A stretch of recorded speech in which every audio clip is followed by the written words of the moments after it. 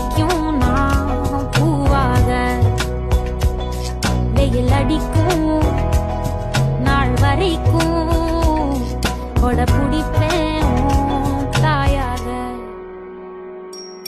நீ நீ சொல்லும் கதை நான் கேட்கும் வர நாமாவும் மாய பறவைகளே.